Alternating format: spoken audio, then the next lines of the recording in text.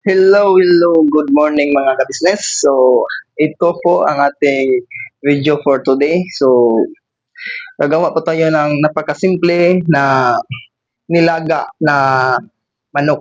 So, simplihan lang po natin ang ating luto for today.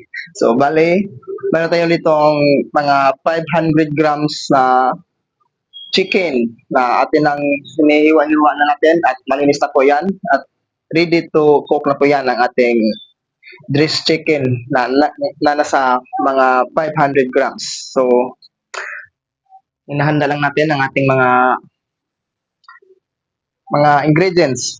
So, ito po, mayroon po tayong luya at saka sibuyas na hinihiwa lang po natin sa mga malalaki na paghahiwa, yan, cubes. Ito. At mayroon po tayong isang buo na patatas. So, patatas po kasi ang mayroon po akong available ito at yun po talaga po yung gusto ko, yung parang sa akin, masarap po sa akin yung patatas na ilalagay ko sa ating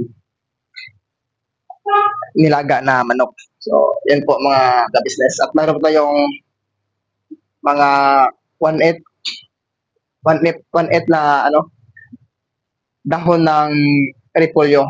So, yan po. So, okay na po yan. Handa na po lahat ng ating mga ingredients. So, yan lang po ang ating mga ingredients. So, napakasimple lang ang ating ingredients. So, maya, magtitimpla tayo ng asin at saka paminta at kunting pang seasoning, pang palasa na bitsin lang ang gagamitin natin para lang. Huwag na tayong gagamit ng mga cubes. Bitsin lang para simple lang. Para natural lang po ang kanyang lasa. So, ayan po.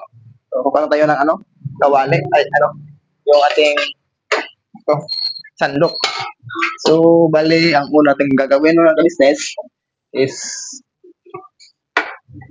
maglagay tayo ng kunting mantika sa ating kawali. So, kunti lang, pang lang natin sa ating, panggisa lang po natin sa ating gisa lang po natin ang ating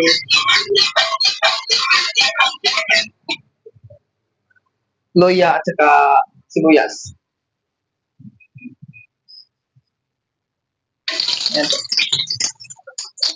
Sinabay ko na po ang ating paglagay.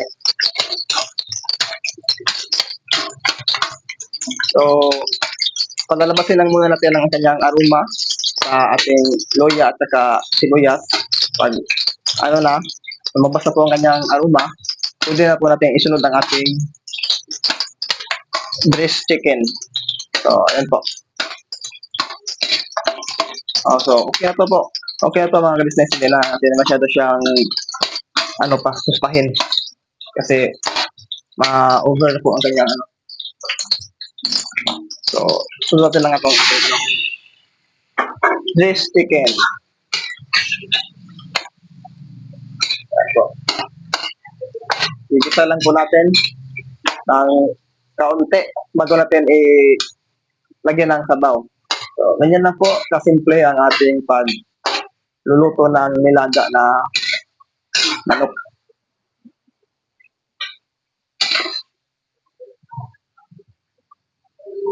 Parang mahina ang gago, apoy. Ayan. Mahina pala ang apoy. Kaya, hindi,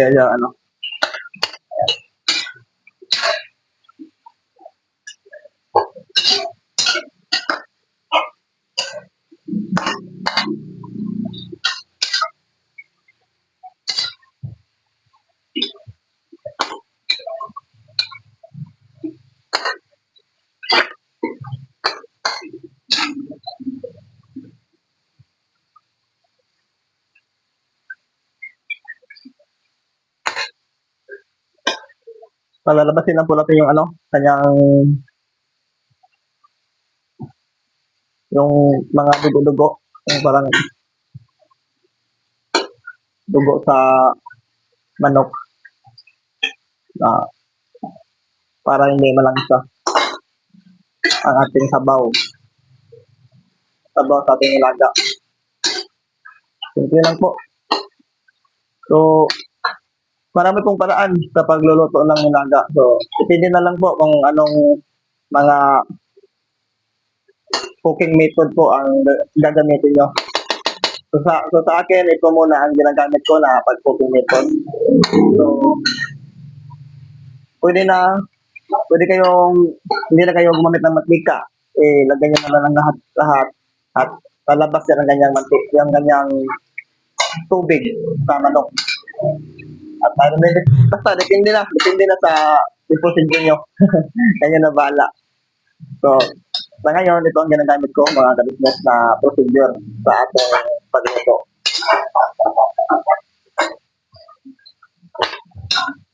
So, bali, lumabas yung mantika, maraming mantika lumabas. So, kukunin natin itong mga business kasi para hindi mag-ano.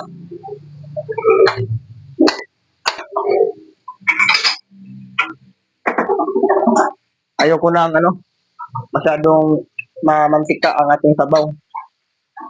Ayoko yan. Kunin natin yan. Pero kung gusto nyo ng mamantika ang inyong sabaw, okay lang. Pero sa akin, ayoko nang masyadong mantikain ang sabaw. Pero lalo na ngayon na nasa state of hangover pa ako. Kasi nung last December 28, parang po kaming party sa aming alumni homecoming sa aming batch.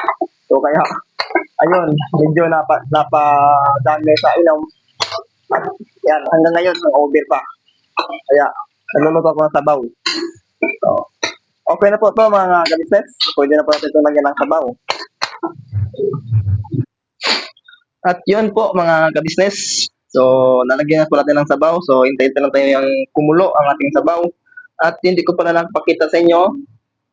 Meron akong nakita na dahon ng sibuyas doon sa ref ko. Kaya, nilagay ko na rin sa ating sabaw ang dahon ng sibuyas. So, bali, hindi natin yung kumulo. Tapos, pag kumulo na yan, itong mga yung lutang ng mga bula, ating tatanggalin yan mamaya. Kukunin natin yan kasi hindi po yan maganda sa lasa.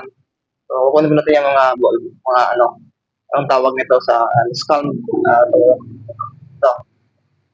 Ate po yung tinatanggal kasi po yan, malangsa po yan. Malangsa po yan mga ka-business. So, tatanggalin po natin yan.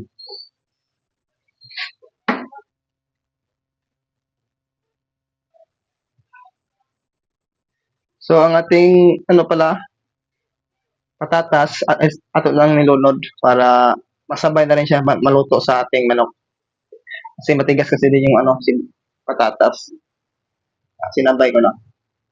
So, yung pa natin, mamaya, repolyo, hindi pa natin nilunod.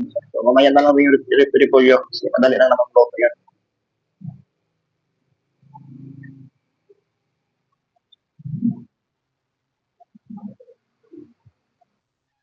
So, yun po mga ka-business. Kumulo na po ang ating sabaw. So, gagamit tayo ng kunting patis dito po mga ka-business. Para sa ating patis, patis. Ano tayo ng patis para mas sumarap. Ayan po mga ka-business. So, about 2 tablespoon po siguro yon ang ating nilagay na patis.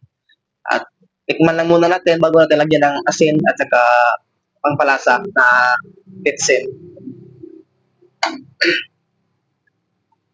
Sa iba kasi mga chef dyan, hindi sila gumagamit ng bitsin. Pero ako, proudly po ako na magsasabi ninyo gumagamit talaga ako ng bitsin. Pero kunti lang. Hindi naman siya nakakasira sa kalusugan natin. Kahit i-research nyo pa, wala. Hindi yan totoo na nakakasira. Siguro, pag nasubrahan, lahat ng pagkain nakakasira sa katawan natin pag sobra-sobra. Kaya, kunti lang, tamang tama lang. Diba? Tikman muna natin yung kanyang alat kung sakto na ba.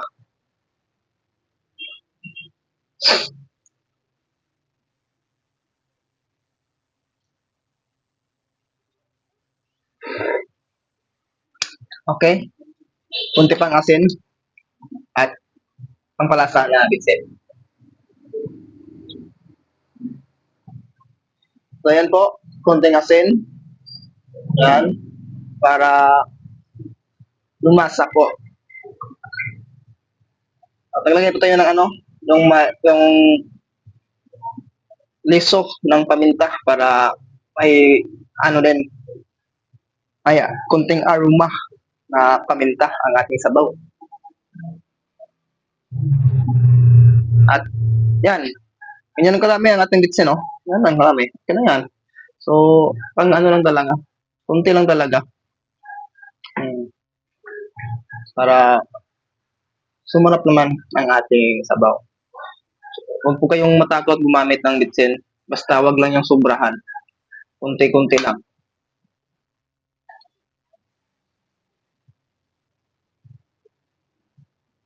So, tikman natin yung lasa. Bago natin lagay yung ano, dahon ng repolyo.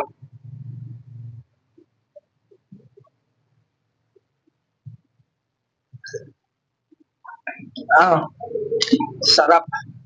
Okay na po mga ka-business. So, tanggal talaga ng hangover to, yung sabaw natin. Kaya ayaw kong uminom eh. Kasi pag ako uminom, pag nasobrahan, mga isang linggo ako mag-suffer sa hangover ko. Ang tagal ko makarecover. Hindi ako gaya ng iba na kahit lasing na lasing ngayon, kinabukasan, iinom na naman. Ako hindi. Hindi ko kaya yan. Kasi isang linggo ako magsasuffer sa hangover ko. So, ayan po.